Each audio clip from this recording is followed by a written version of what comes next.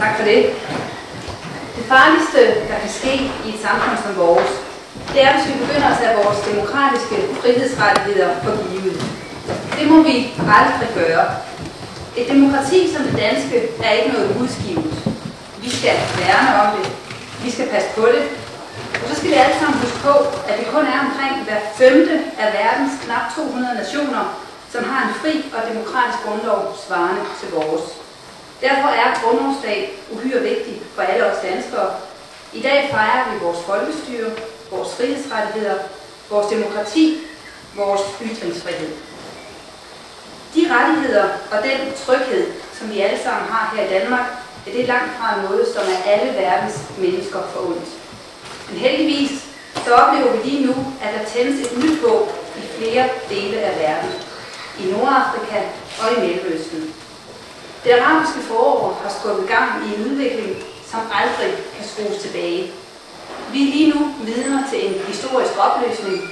En opløsning, som er helt på højde med Berlinmurens fald i Europa. Vi ser modige befolkninger i Egypten og i Tunesien, som nu har valgt demokratiets vej.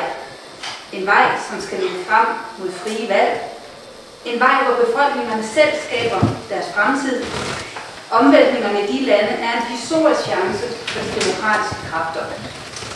Og siden 2003 har Danmark rent faktisk støttet de kræfter, som nu arbejder for demokratiske reformer i regionen.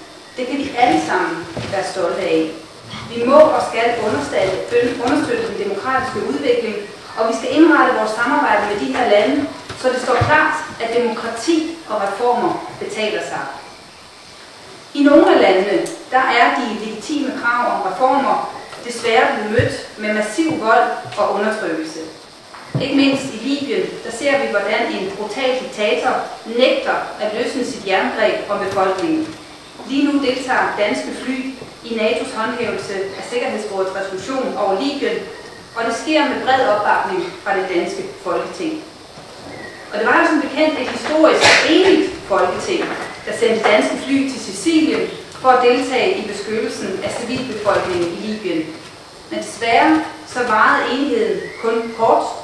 Enhedslisten fik kolde fødder og trak sin støtte til den militære aktion med en undskyldning om, at det nu skulle have udviklet sig til en borgerkrig. Igen oplever vi, at Enhedslisten holder med det forkerte hold.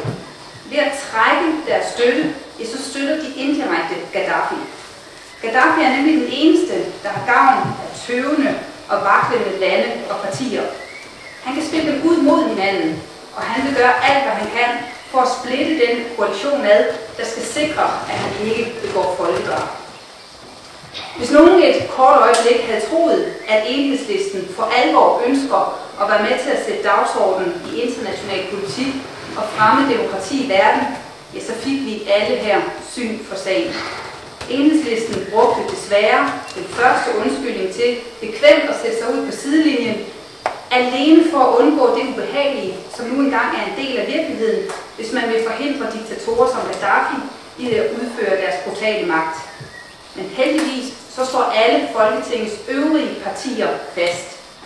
Krig er hæslig, men en gang imellem så er alternativet værre, og det er det i det libyske tilfælde. Der er ingen vej udenom at få standset Gaddafis muligheder for at slagte sit eget folk.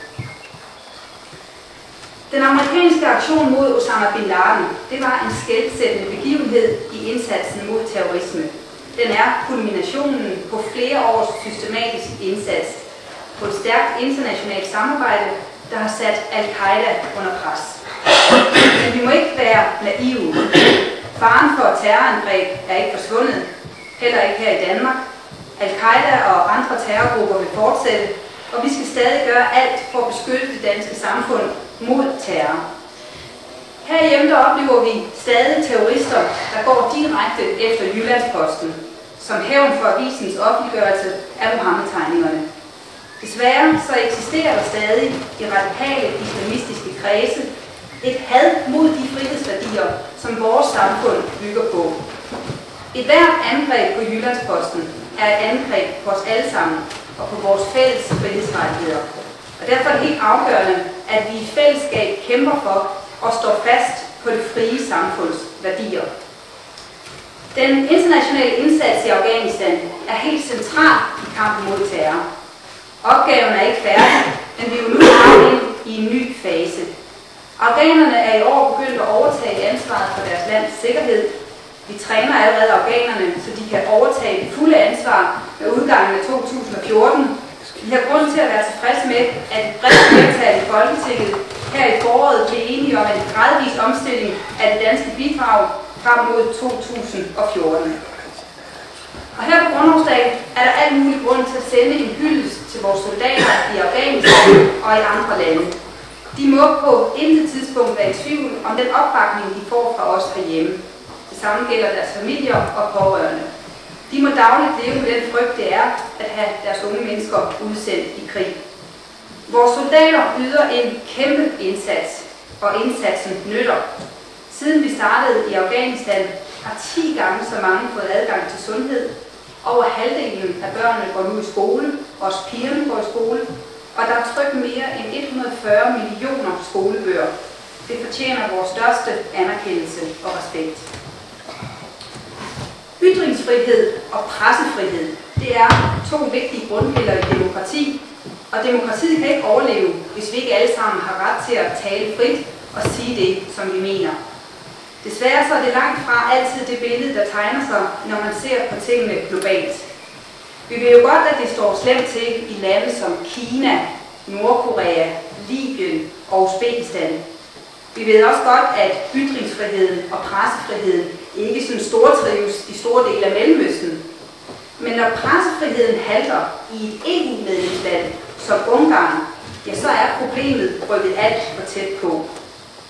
I Ungarn der vedtog man kort før jul en ny medielov, som har rejst enorme protester i EU og hos flere europæiske regeringer.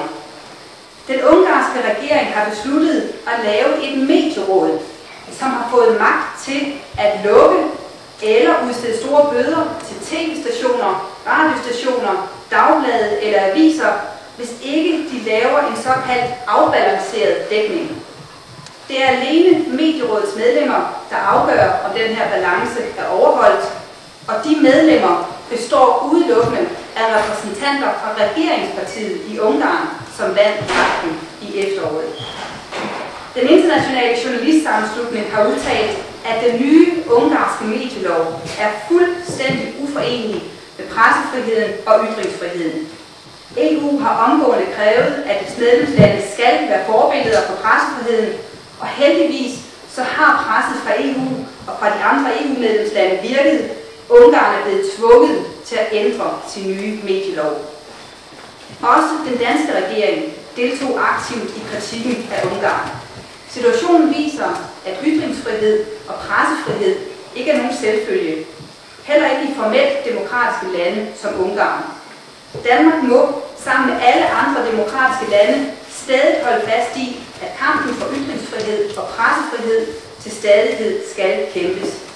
Vi har her i Danmark friheden til at forsvare de værdier, og den frihed skal vi selvfølgelig benytte os af. Desværre så er det ikke kun i Ungarn, at det er helt galt. Selv her i Danmark oplever vi lige nu, at en ledende politiker i Socialdemokratiet, den politiske ordfører Henrik Sass Larsen, er gået i krig mod det, han kalder de borgerlige medier. Efter flere måneders skriverier om efterlønnen og kritik af Socialdemokraternes og Socialistisk Folkepartis økonomiske planer, ja, så er Henrik Sass Larsen nu blevet så sur på Jyllandsposten, Berlingske og Børsen, at han truer med at tage mediestøtten fra de 3 aviser. Man tror det næsten ikke. Socialdemokraterne er nu tilsyneladende nået dertil, at de går til angreb på selve pressefriheden, alene fordi de ikke kan lide, hvad der bliver skrevet om den i aviserne. Det er en decideret uhyggelig tankegang, og det nytter intet, at Sass Larsen senere gik ud og kaldte det for en vittighed. Skaden er sket. Pressefrihed er ikke noget, man spøger med. Slet ikke som politikere. Vi lever i et frit og demokratisk land, hvor pressen på ingen måde er underlagt politisk kontrol eller politisk styring. Og politikerne bør ikke engang for sjov gøre sig forestillinger om, at de kan bruge mediestøtten til at bestemme, hvad der skal skrives i aviserne, og hvilke spørgsmål journalisterne kan tillade sig at stille. Det er censur af bagvejen i direkte strid med vores grundlov. Det gør kun værre, at udmeldingen fra Henrik Sass Larsen kom få dage efter, at Socialdemokraterne i deres nye økonomiske plan har meldt ud, at de efter valget vil fratage borgerlige forskere og borgerlige meningsdannere støtte for 100 millioner kroner, hvis de får magt, som de har agt. Socialdemokraternes og Henrik Sass Larsens udmeldinger er hverken morsomme eller meningsfulde. Tværtimod så er det trist og dybt alvorligt, når danske politikere afslører en så fundamental mangel på demokratisk forståelse. Vi må aldrig glemme, at mange af vores forfædre kæmpede en hård kamp og gav mange ofre for, at vi i dag står, hvor vi står, i et frit og demokratisk land med ytringsfrihed, hvor pressen kan agere frit.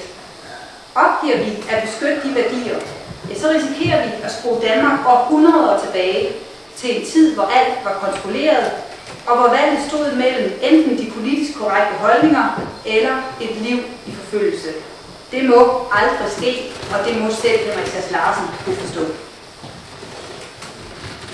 Her i Danmark der har vi altid haft en politisk kultur, hvor vi har løst tingene relativt fredeligt. Dialogen har været centrum, og der har været en god tradition for at lytte på minoriteters synspunkter.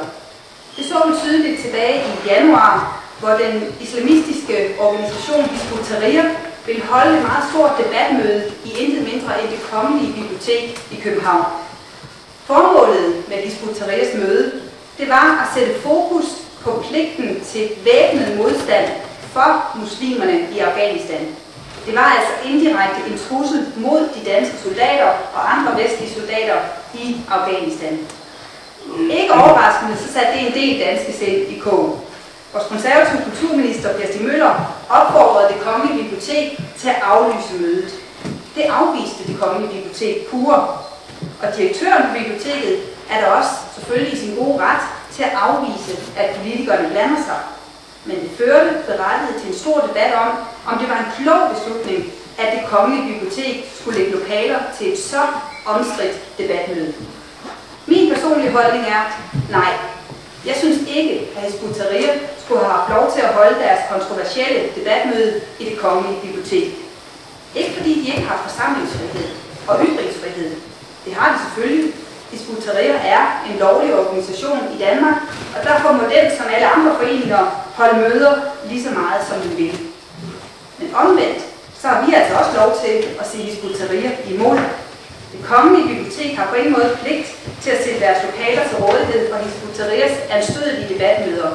Det er ikke et anslag mod foreningens ret til at mødes. Det er et spørgsmål om smag. Mødet blev dog som bekendt afholdt, og næsten 400 danskere mødte op foran Det Kongelige Bibliotek og demonstrerede imod debatmødet. Og på den måde var mødet jo ikke forgæves.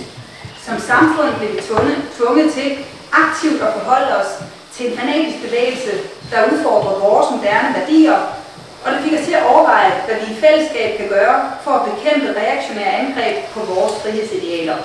Vi oplevede her igen, at vores demokrati blev sat på en prøve. I dag, 162 år efter sin tilblivelse, er grundloven stadig et nationalt samlingsmærke for os danskere. Og de værdier, som den udtrykker, det er jo stadig de værdier, som vi sætter allerhøjst i vores samfund. Det er den personlige frihed, altså vores ret til at tænke, tro og tale frit. Det er boligens ukrænkelighed, altså at der er grænser for, hvilke indgreb offentlige myndigheder kan tillade sig at gøre på folks private hjem. Det er ejendomsrettens ukrænkelighed, at man har retten til de ting, man har købt og ejer. Det er hele vores retssamfund. Et samfund, hvor den svage har samme ret som den stærke. Det er vores politiske frihed, det vil sige magten hos folket. På en dag som grundlovsdag er det væsentligt, at vi minder hinanden om det vigtige i at værne om de værdier, der er skabt gennem generationer, således at vi med god samvittighed kan overbringe samfundet til de generationer, der kommer efter os. Så lad os derfor i dag sende en tanke til de mange generationer før os, som også gennem de sidste 162 år har været samlet på grundlovsdag den 5. juni for at fejre de selv samme værdier, som vi fejrer her i dag. Og lad os love hinanden, at vi vil værne om disse værdier og vores frihedsrettigheder til glæde og gavn for de generationer, der følger efter os. Rigtig god grundlovsdag.